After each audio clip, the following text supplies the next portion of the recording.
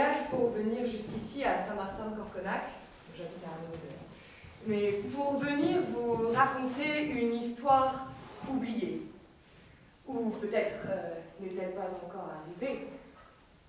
C'est un mythe qui m'a été transmis par ma mère, qui le tenait elle-même de sa mère, qui le tenait elle-même de sa grand-mère, qui le tenait de son arrière-grand-mère, qui le tenait de son arrière-arrière-grand-mère, qui le tenait de son arrière-arrière-arrière-grand-mère, qui le tenait d'une lointaine aïeule, à qui il a été révélé par la souche d'un arbre.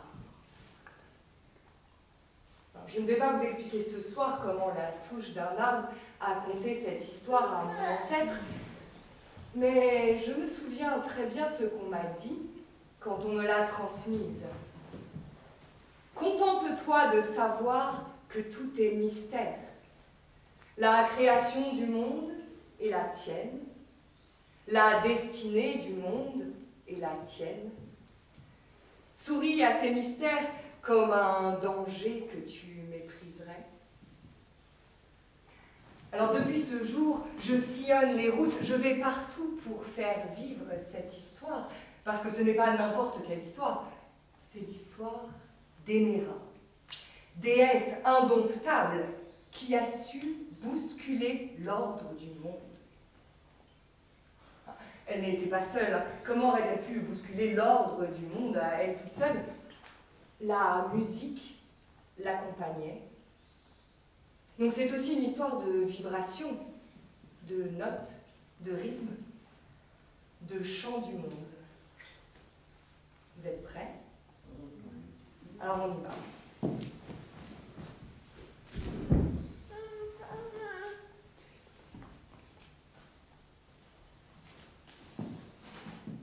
Déesses et dieux, dans leur céleste éternité, étaient en proie à un divin ennui.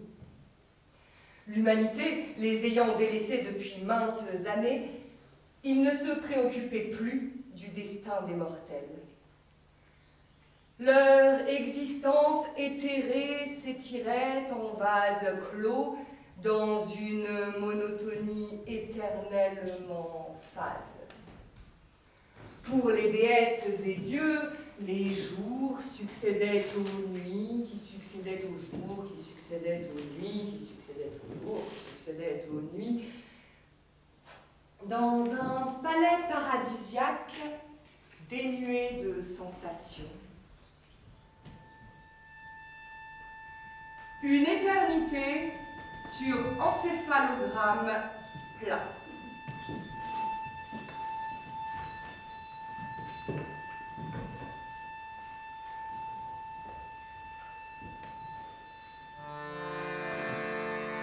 Un jour, cependant, l'écho d'un chant se répercute jusqu'à leurs divines oreilles.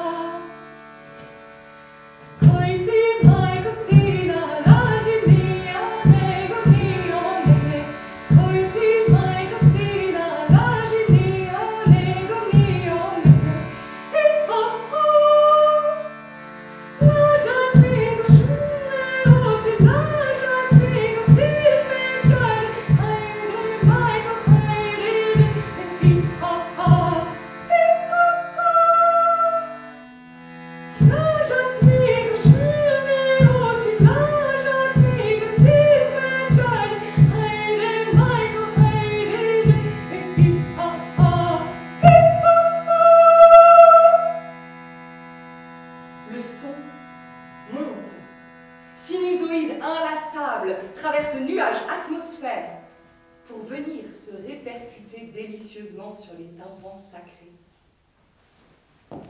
Pourquoi est-ce que ce jour-là, ce chant-là, n'est-il pas resté tranquillement comme à son habitude vibrer au ras du sol?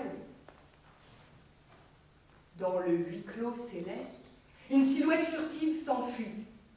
Une fenêtre s'est entr'ouverte. Mais à qui appartient cette silhouette? Qui a osé ouvrir une fenêtre? Celle qui a bravé cet interdit est une jeune déesse, une insoumise qui ne peut se résigner à croupir dans cette monotonie et cet ennui. Héméra. Vous ne savez pas qui est Héméra? Issue du chaos premier, fille des ténèbres et du temps, déesse primordiale, Héméra est incarnation de lumière terrestre. Ce qu'il faut savoir, c'est que Héméra, depuis toujours, est viscéralement attirée par la terre. Cette terre qui lui est interdite, ses entrailles, l'humus, l'humeur, l'humain. Elle observe inlassablement derrière les vitres closes la vie d'en bas. Mais aujourd'hui, elle est loin de savoir que le simple fait d'avoir ouvert cette fenêtre va bousculer l'ordre du monde.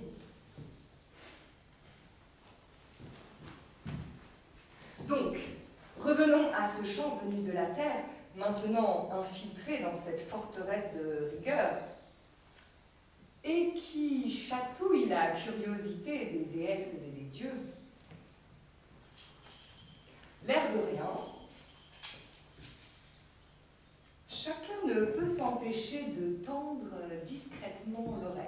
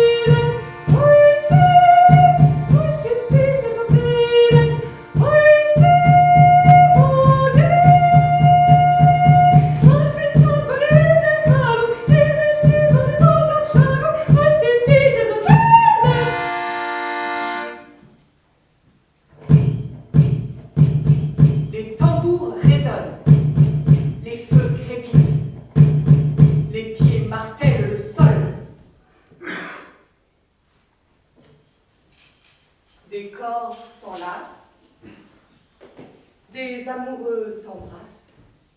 Les mortels vivent au rythme de leurs rires et de leurs cris. Plus possible de résister. Les divinités ne peuvent s'empêcher de regarder à la fenêtre entr'ouverte. Curiosité, étonnement, joie, excitation, palpitation, autant de sentiments qui n'ont pas cours habituellement dans les célestes demeures.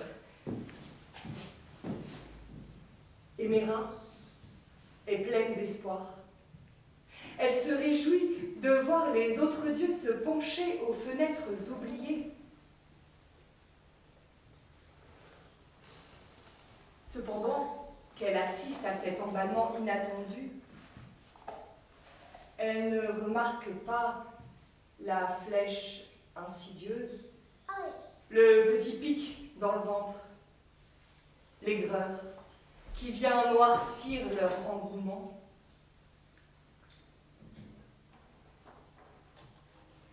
Parce qu'une émotion n'arrive jamais seule,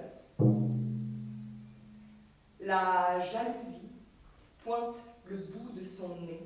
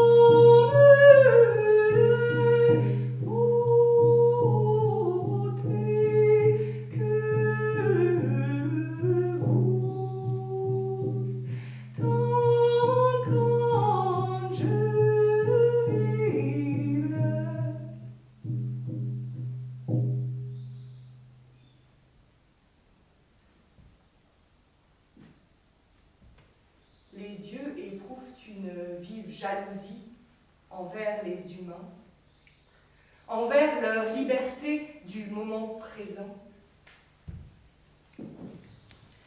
Ils regardent alors autour d'eux leur vie, leur palais d'éternité. Doutes et questions se frayent un chemin dans leur cœur, jusque-là sans rugosité. Ils plongent en eux-mêmes.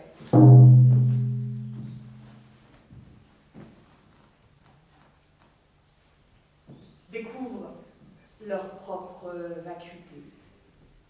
Un monstre de néant immense ouvre sa gueule et les dieux sont assaillis de questions métaphysiques, existentielles. Qui suis-je? Qu'est-ce que je fais là? Quel est le but de mon existence? Qui suis-je? Qu'est-ce que la gourmandise? Qu'est-ce que je fais là? Suis-je en accord avec moi-même? Le but de mon existence? Qui suis-je heureux? Qu'est-ce que la gourmandise? Qu'est-ce que la liberté? Que je fais là? Suis-je heureuse? Suis-je en accord avec moi-même? Le but de mon existence? Quel sens donner à ma vie? Suis-je heureux? Qu'est-ce que la gourmandise? Qu'est-ce que la liberté? Ce que je fais, est-il juste? Suis-je en accord avec moi-même? Quel est le but de mon existence? Qu'est-ce que je fais là? Donner à ma vie? Suis-je heureux? Qu'est-ce que la gourmandise? Qu'est-ce que la liberté? Ce que je fais est-il juste? Suis-je en accord avec moi? Quel est le but de mon existence? Quel Qu'est-ce que sens je vais donner à ma... Qui suis-je heureux? Qu'est-ce que la gourmandise? Qu'est-ce que la liberté? Ce que je fais est-il juste? Suis-je en accord avec moi? Quel est le but de mon existence? Quel Qu'est-ce que sens je vais donner à ma... Qui suis-je heureux? Qu'est-ce que la gourmandise? Accaparés par ces questionnements nouveaux, ils en auraient presque oublié l'origine de leurs troubles. Mais ce chant qui monte, puissant, jusqu'à eux, les réattire soudain.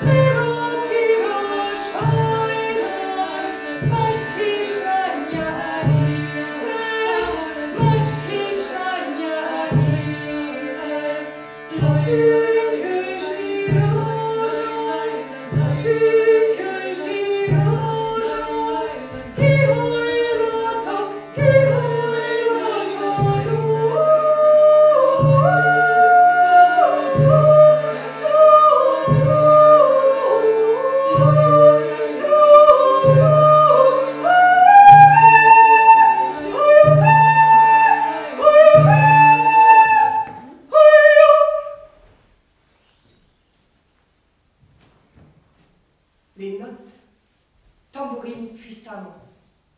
La musique crée comme un écho joyeux à leurs affres antérieures. Alors, on ouvre d'autres fenêtres. De ces ouvertures béantes entre une vague d'odeurs merveilleuses. Jasmin, cannelle, feu de bois, foin fraîchement coupé, musc sauvage, pain grillé. Il s'enivre de ces senteurs. Quant à elle, Éméra est exaltée de sensations enchanteresses. Tous tournent à nouveau leur regard vers la terre, plus loin, avides d'y voir d'autres splendeurs.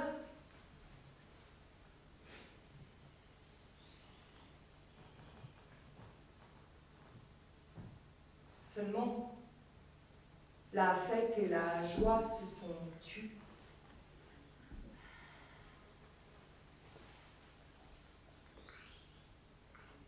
Le ciel peu à peu se teinte de gris.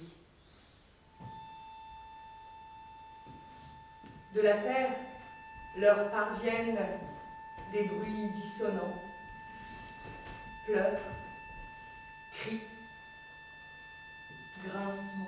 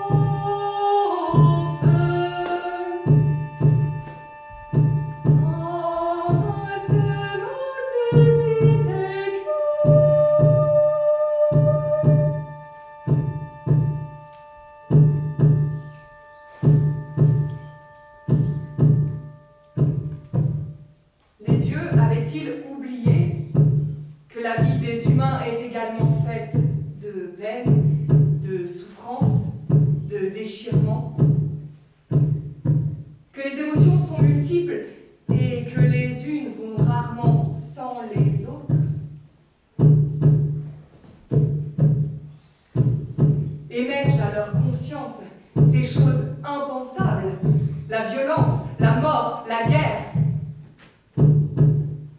Cette macabre réalité agit comme un poison. La douleur se répand en eux. Les dieux ne voient plus, n'entendent plus que les atrocités du monde. L'ombre occupe toute la place.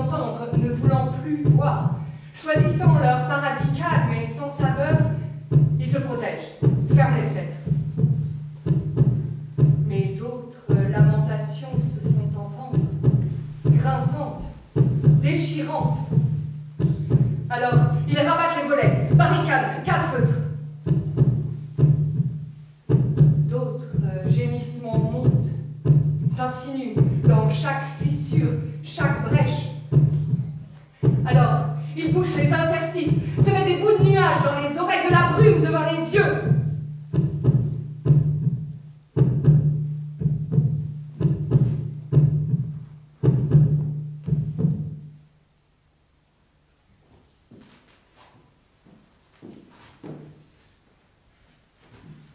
Emera est horrifiée.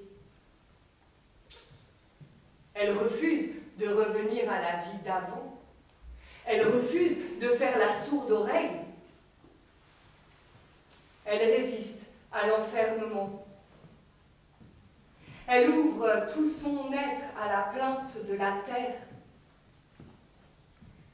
Elle prête sa voix à ce chant venu d'ailleurs qu'elle ne peut endiguer en elle.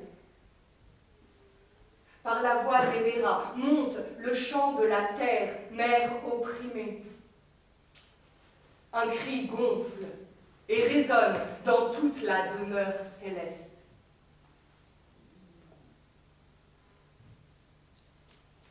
S'il vous plaît, soyez comme le duvet, soyez comme la plume d'oie des oreillers d'autrefois. J'aimerais ne pas être portefaix. S'il vous plaît, faites-vous léger. Moi, je ne peux plus bouger. Je vous ai porté vivant, je vous ai porté enfant. Dieu, comme vous étiez lourd, pesant votre poids d'amour. Je vous ai porté encore à l'heure de votre mort. Je vous ai porté des fleurs, vous émorcelez mon cœur. Quand vous jouiez à la guerre, moi je gardais la maison. J'ai usé de mes prières les barreaux de vos prisons. Quand vous mouriez sous les bombes, je vous cherchais en hurlant. Me voilà comme une tombe, et tout le malheur dedans. Ce n'est que moi, c'est elle ou moi, celle qui parle ou qui se tait, celle qui pleure ou qui est gaie, c'est Jeanne d'Arc ou bien Margot, fille de vague ou de ruisseau. Et c'est mon cœur, ou bien le leur, et c'est la sœur ou l'inconnue, celle qui n'est jamais venue, celle qui est venue trop tard, fille de rêve ou de hasard. Et c'est ma mère ou la vôtre, une sorcière comme les autres. Il vous faut être comme le ruisseau, comme l'eau claire de l'étang qui reflète et qui attend. S'il vous plaît, regardez-moi, je suis vrai. Je vous prie, ne m'inventez pas, vous l'avez tant fait déjà. Vous m'avez aimée servante, m'avez voulu ignorante. Forte, vous me combattiez, faible, vous me méprisiez. Vous m'avez aimée, putain, et couverte de satin. Vous m'avez faite statue, et toujours je me suis tue. Quand j'étais vieille et trop laide, vous me jetiez au rebut. Vous me refusiez votre aide quand je ne vous servais plus. Quand j'étais belle et soumise, vous m'adoriez à genoux. Me voilà comme une église, toute la honte dessous. Ce n'est que moi, c'est elle ou moi, celle qui aime ou n'aime pas, celle qui règne ou se débat. C'est Joséphine ou la Dupont, fille de nacre ou de coton. Et c'est mon cœur, ou bien le leur, celle qui attend sur le port, celle des monuments aux morts, celle qui danse et qui en meurt, fille bitume ou fille fleur. Et c'est ma mère ou la vôtre, une sorcière comme les autres. S'il vous plaît, soyez comme je vous ai. Vous ayez rêvé depuis longtemps, libre et fort comme le vent. Libre aussi, regardez, je suis ainsi. Apprenez-moi, n'ayez pas peur. Pour moi, je vous sais par cœur. J'étais celle qui attend, mais je peux marcher devant. J'étais la bûche et le feu, l'incendie aussi je peux. J'étais la déesse mère, mais je n'étais que poussière. J'étais le sol sous vos pas, et je ne le savais pas. Mais un jour la terre s'ouvre et le volcan n'en peut plus. Le sol se rompt, on découvre des richesses inconnues. La mer à son tour divague de violence inemployée. Me voilà comme une vague. Vous ne serez pas noyé. Ce n'est que moi. C'est elle ou moi. Et c'est l'ancêtre ou c'est l'enfant. Celle qui sait ou se défend. C'est Gabrielle, bien Eva, fille d'amour ou de combat.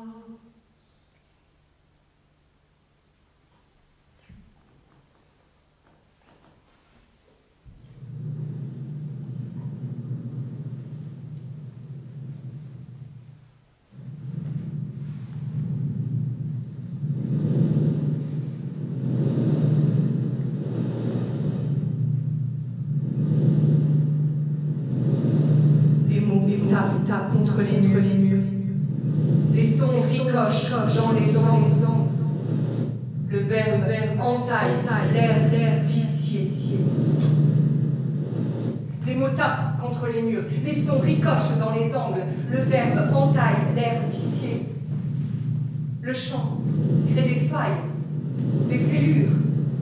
Le chant gronde, déferle tel un torrent, érodant sur son passage des barrières célestes, dévastant l'acharnement à refuser la réalité.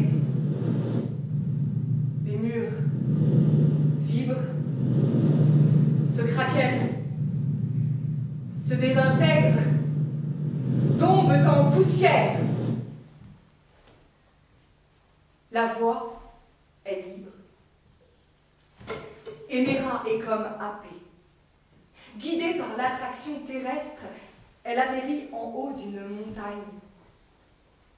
Debout, elle contemple ce paysage grandiose et étrangement familier.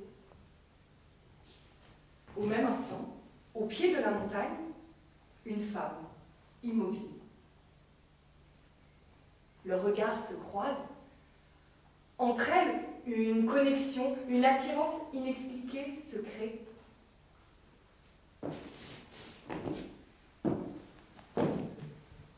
La mortelle se met à marcher vers Éméra. Elle entame alors un chant.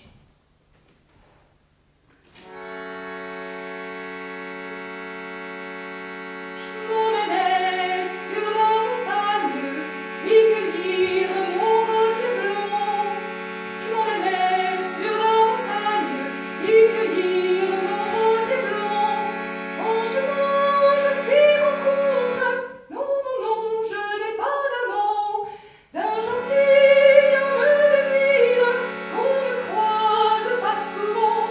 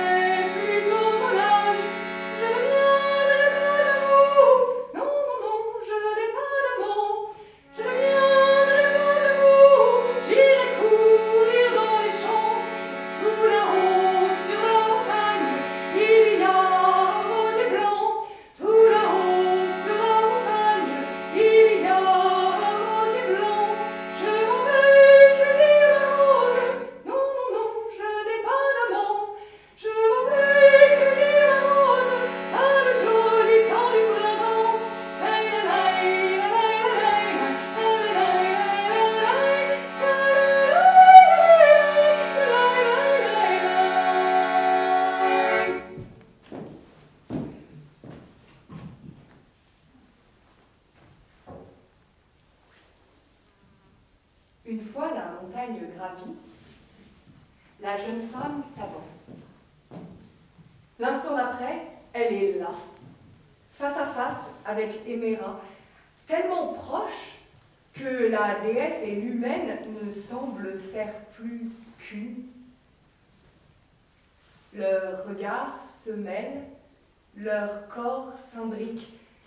Héméra se fond dans le corps de la mortelle, fusionne avec la matière, se fait chair.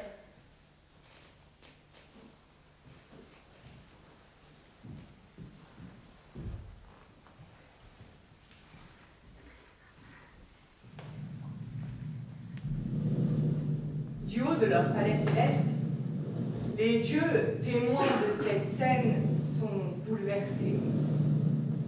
Leur monde s'est écroulé et il semble qu'un nouveau s'offre à eux. Impossible de rester confiné dans les ornières dévastées du passé, impossible de résister à cette force de vie. Un puissant courant les entraîne dans le sillon d'Héméra.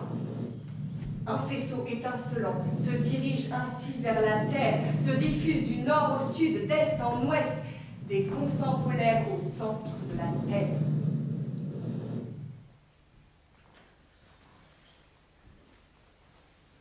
Le divin se fond dans la matière, dans la mortalité, dans la concrétude d'un présent. Il se fait chair en chacun de nous.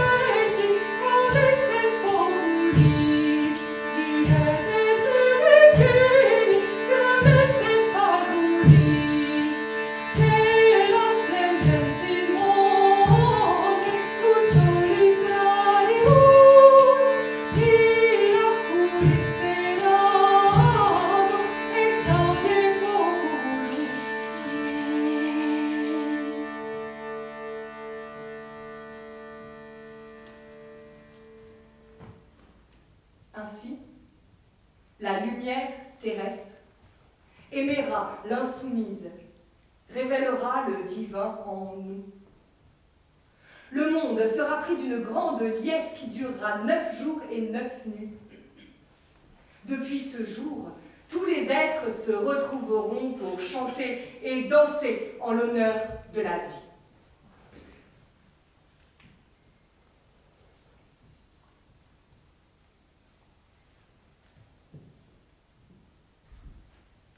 Je crois qu'il n'y a pas grand-chose à rajouter.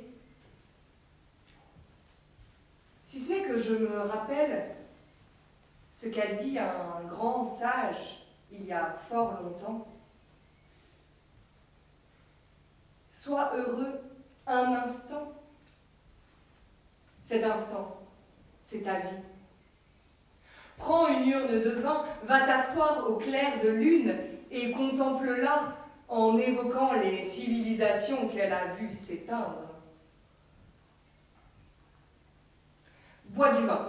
Trêve de discours superflus.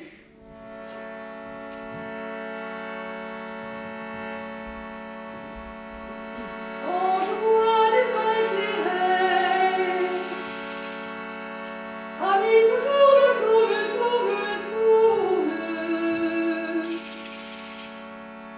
aussi désormais je bois, on joue ou à boire.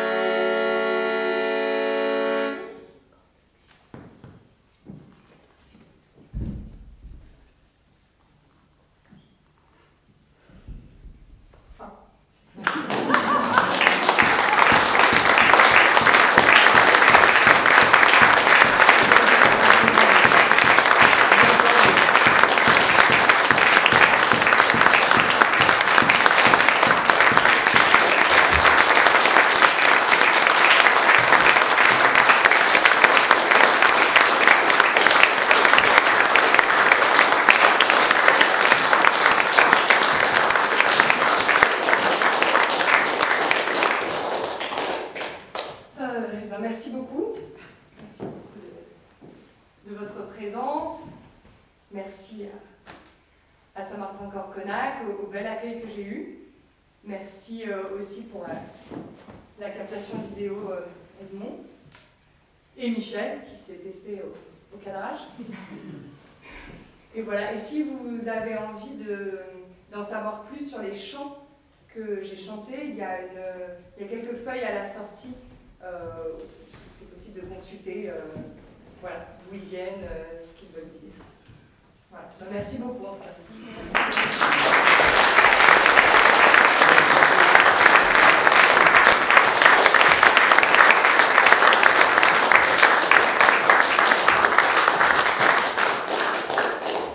Merci à vous d'être venus dans cette période difficile. Merci à Audrey mille fois, c'était merveilleux. On a reconnu quelques chants, puis d'autres complètement nouveaux, donc c'était bon. Et puis la poésie. Voilà. Alors, l'entrée est libre, hein, comme on dit parfois, et la sortie, par contre, elle est participative. Alors, Cathy se tient à votre disposition avec son masque et une boîte de sucre, une boîte à sucre, pardon.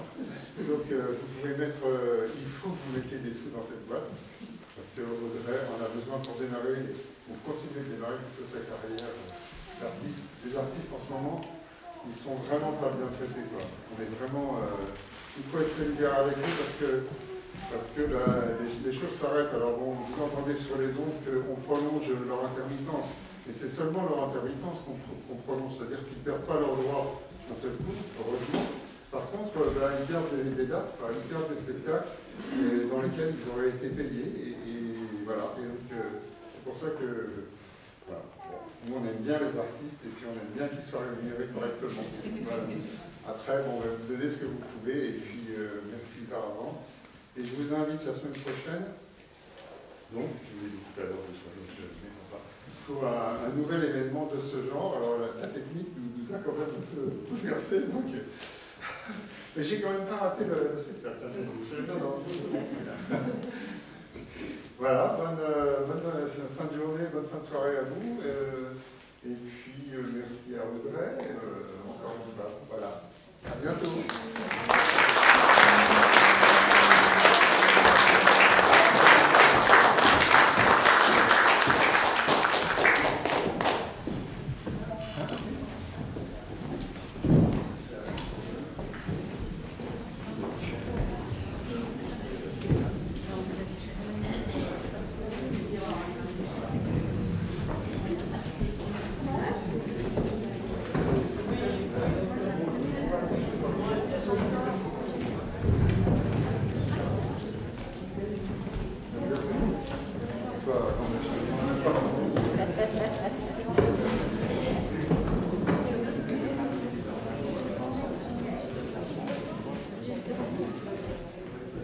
Merci.